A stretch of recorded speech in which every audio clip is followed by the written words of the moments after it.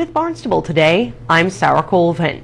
Bath salts, the designer drug that appeared on the shelves of local convenience stores earlier this year, have caused some issues in town and across the region. Thankfully, store owners have agreed to remove the harmful substances from their shelves. The DEA has placed an emergency ban on bath salts. Today, we talked with State Rep Randy Hunt about what the legislature is doing to further protect our community from this dangerous designer drug. We have heard a lot about bath salts on the radio and also in the newspaper in the last couple of months on Cape Cod. But if anybody hasn't heard about it, keep this in mind. Bath salts are not bath salts. In other words, we're not talking about Calgon beads or whatever those things are that you throw in your bath. These are chemicals that are essentially look like bath salts that are crunched up and are snorted by people who are trying to get a high. And they fall into, there's probably 15 or 20 different chemical combinations. And the reason why it's such a huge issue is they are not an illegal substance in Massachusetts. Exactly. It's a designer drug. And again, it's good to clarify that, again, it's not something that you walk into Crabtree and Evelyn and pick up and abuse. This is something that's designed to be a drug, but it's marketed as something else to kind of skirt under. But right now, the substance is not illegal. That's correct. So people are finding them in some gas stations, at convenience stores, and at head shops. A head shop, in case somebody doesn't know, is watching, is a place where they sell paraphernalia for taking drugs. And in the case of a head shop, I would imagine that the owners know exactly what they're selling. But I can imagine in a gas station or at some convenience store, the people who are working there may not even have any idea what they are and why they seem to be flying off the shelves. Exactly. Although I will say it kind of ties in some of the convenience stores too. You mentioned head shops, and some of the convenience stores I've seen have been carrying paraphernalia, which to me is kind of disturbing. Something doesn't quite sit right with me when it comes to that. I agree with you. I hate to encourage people that way to have a bong in the window and crack pipes and things like that. It's horrendous in my mind. Exactly, and especially with little kids going in and out of those stores too, it'll pique their curiosity. But anyways, let's getting back to bath salts. I know that obviously we've seen some problems crop up here on the Cape with people who had been having some pretty severe adverse reactions to this drug, very dangerous. And I know, our chiefs of police have been good at trying to take these off the shelves, but I know in the legislature trying to take it a step further and really just get rid of these substances once and for all. Well, that's correct. What this bill does is classify it as a Class C substance, and it includes, like I said, about 15 or 20 different chemical combinations. There is some talk also amongst the Judiciary Committee where this bill was heard to come up with a way to allow the Department of Public Health to be able to take action on this without us having legislation passed every time somebody comes up with some new chemical combination. So that could well be another way we could go about this. Right, and it's so disturbing because we have such a drug problem is prevalent, a prescription drug abuse, and so to add this kind of third element in there, it's troubling not only for the police here in town, but really just our society as a whole. Well, that's correct. It's been recognized by the federal government as well as the Drug Enforcement Agency has just put it on its banned list.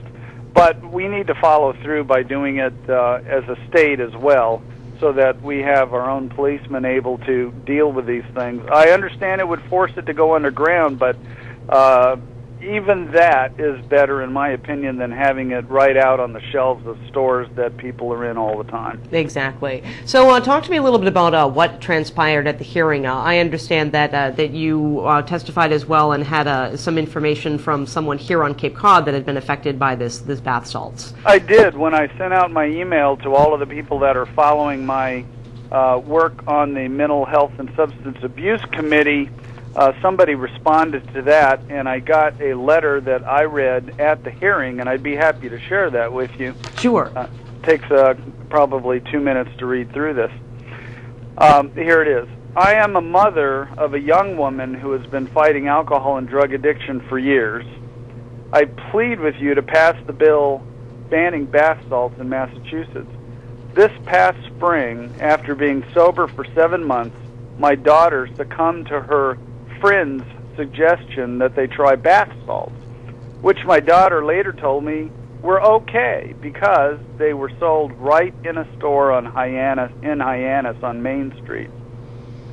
After a weekend of hell where my daughter ended up in both the ERs of Cape Cod Hospital and Falmouth Hospital, she was sent to the psychiatric facility in Pecasset for 2 weeks only to come out and use again, thus going through another cycle of hell.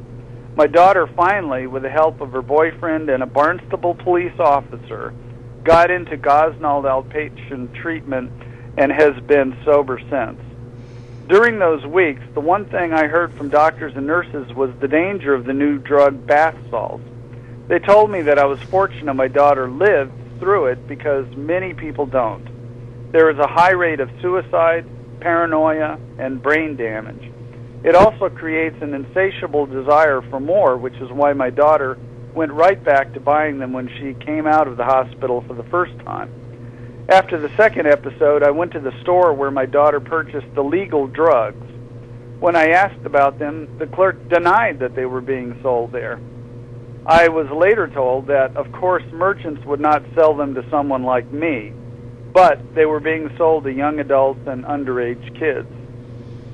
I am one of many grandparents in in Massachusetts, this woman was from Barnstable, who is raising my grandson because of his mother's addiction problems. I not only saw the terrible effects of these drugs on my daughter, I saw them on my 11-year-old grandson, an 11-year-old boy who loves his mother but has to deal with her addictions. Please take these so-called legal drugs off store shelves by banning them in Massachusetts. So that's the letter that I read to the judiciary. I believe that the message was conveyed very well because we also had a person there who was recovering from using bath salts who testified herself, and her parents were also there.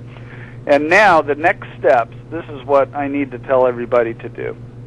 If you have the internet, go to MA, that's in Massachusetts, the postal code, malegislature.gov, G-O-V, and look up under committees the Joint Committee on the Judiciary, and there you will find the two chairmen of that committee, Eugene O'Flaherty and Cynthia Cream, and you can, right there is a link to you can click on their names and go to their emails and send an email.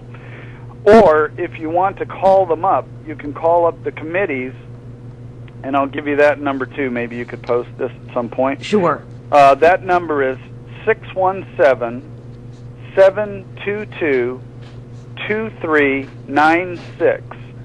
The point of this is it has now been heard in the judiciary. The next step is for the Judiciary Committee to vote to move it on so that it can eventually hit the floors of the Senate and the House. Now is the time for people to call up or send emails and say, we need to stop this now, please pass this bill. For more information on this legislation, visit malegislature.gov. And don't forget, Election Day in the town of Barnstable is tomorrow. Town council elections are being held in all odd-numbered precincts. Voters across town will choose members for the school committee and housing authority and vote on a town collector. Polls are open from 7 a.m. to 8 p.m. tomorrow. For Barnstable Today, I'm Sarah Colvin.